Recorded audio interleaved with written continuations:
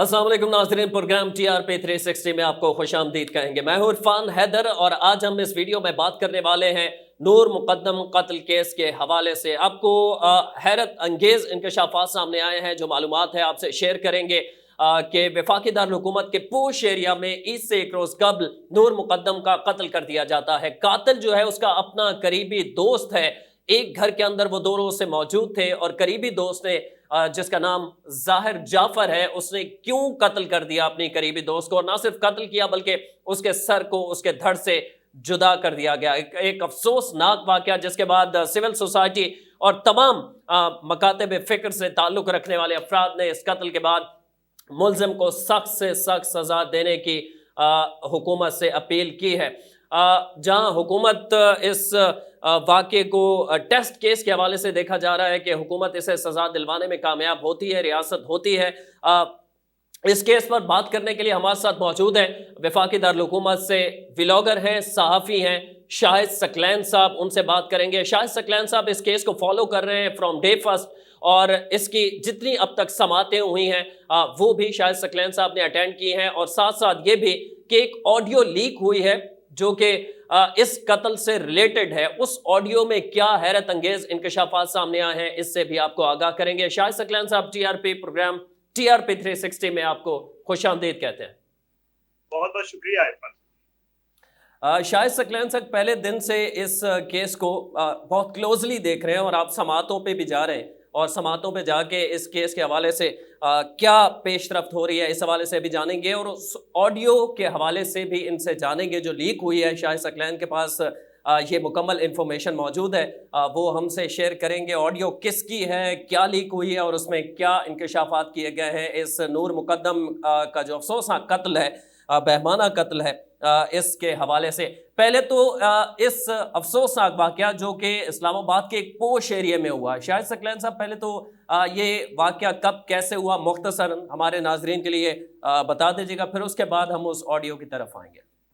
एक तो बहुत बहुत शुक्रिया आपका इरफान हैदर साहब, और आपके व्यूअर्स का भी बहुत बहुत मेरा सलाम आपके व्यूअर्स को। तो वाकया ये 20 जुलाई का है। 20 जुलाई को ये खबर जो है सोशल मीडिया के ऊपर आई थी, और पुलिस को भी इसकी इतला 20 जुलाई को मिली थी।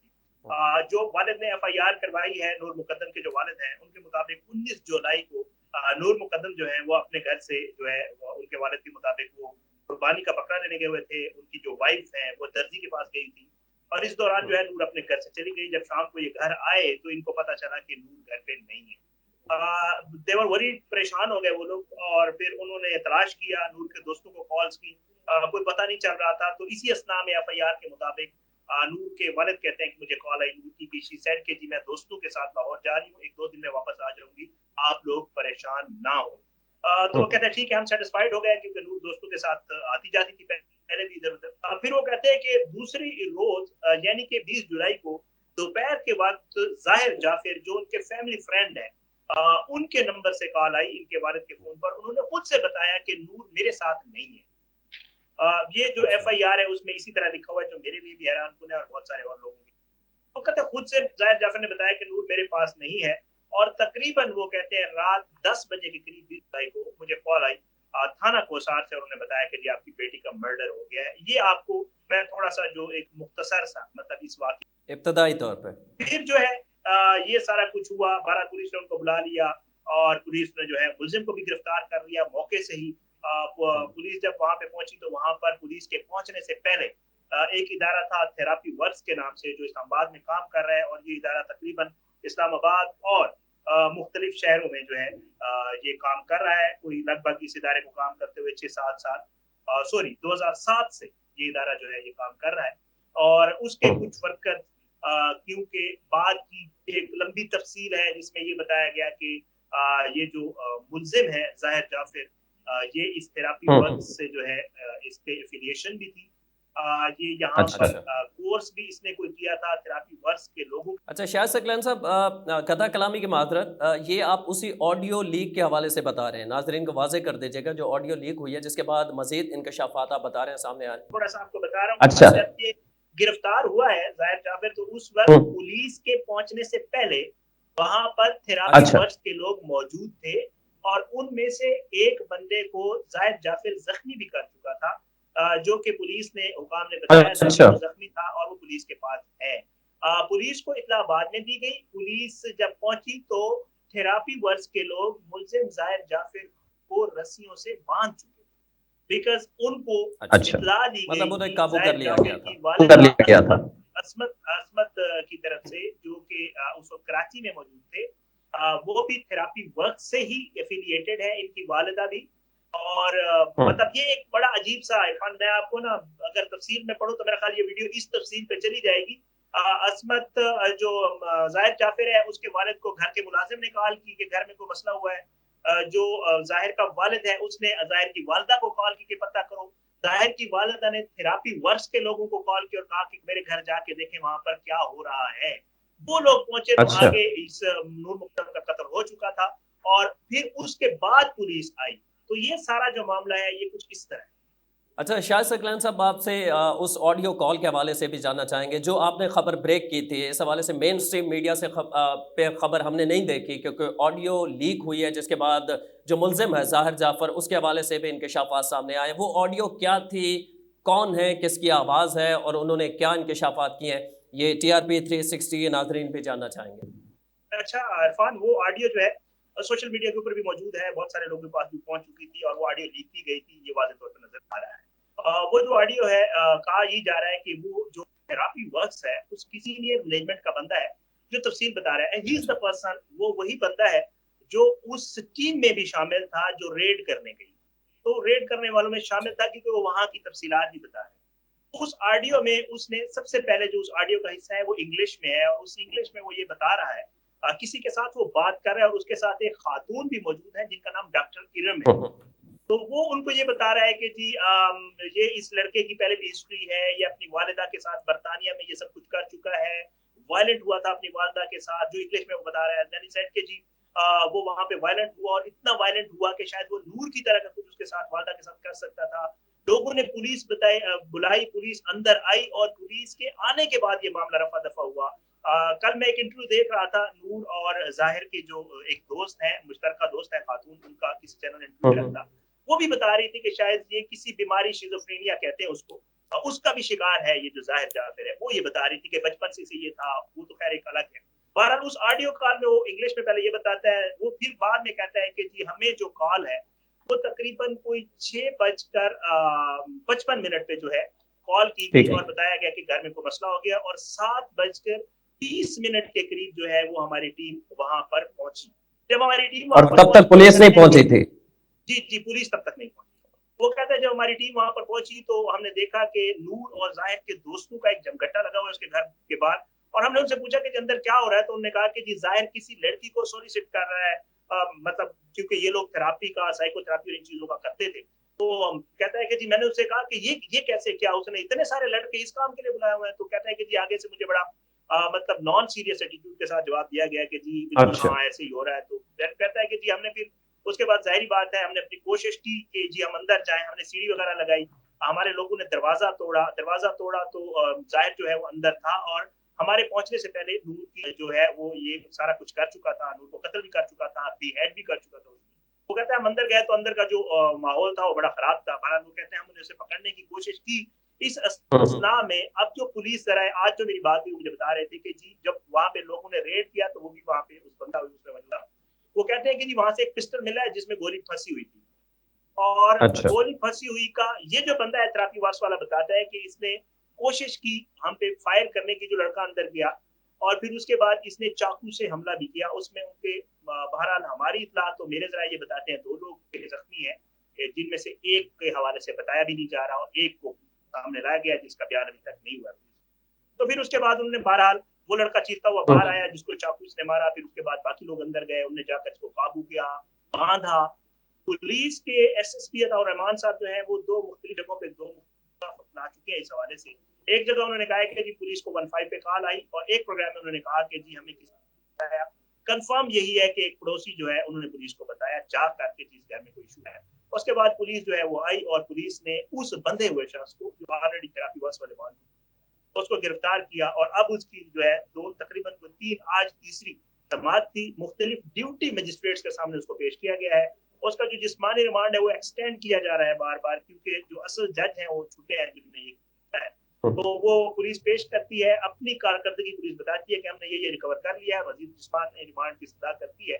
आज भी उसी तरह पुलिस ने जिस्मानी रिमांड की सजा की थी और आज भी इसी तरह फिर क्योंकि ड्यूटी मजिस्ट्रेट थे उन्होंने उनका 2 रोज का जो है आज भी जिस्मानी रिमांड दिया है। तो ये जो ऑडियो का लीक वाला मामला था वो इसी तरह था कि वो जो थेरापी वर्क जिस इदारे को फिर डीसी इस बात के कहने के ऊपर सिद्ध कर दिया गया। वो ऑडियो कॉल आप बता रहे हैं कि वो गवाही के लिए भी इस्तेमाल हो रही है, इसका मतलब है कि सारा जो किस्सा है उसमें तो ये जो चीजें होती हैं इनको क्योंकि ये वो वाले एविडेंसेस नहीं होते, इन केसेस में एविडेंस चाहिए होता है। एविडेंस आज भी जब जज साहब के साथ वहाँ पे ये इन वकला ने आपस में बहस की है और फोन सेट है उसके हवाले से बात की गई कि तो वहां पर भी ये बात हुई कि जी क्योंकि कोई गवाह मौजूद नहीं है, जब कोई गवाह मौजूद नहीं होता है तो ऐसे क्रिमिनल केसेस में एविडेंस के तौर पर भी इन चीजों को एविडेंस के तौर पर लिया जाता है कि फोन लिया जाएगा, उसका रिकॉर्ड लिया जाएगा, कॉल रिकॉर्ड लिया जाएगा, उसके ऑडियो नोट्स हैं उनको लिया जाएगा, उनका फोरेंसिक कराया जाएगा ये ओरिजिनल है नहीं है। तो ये सारी चीजें जो है इस्तेमाल होती हैं केस में।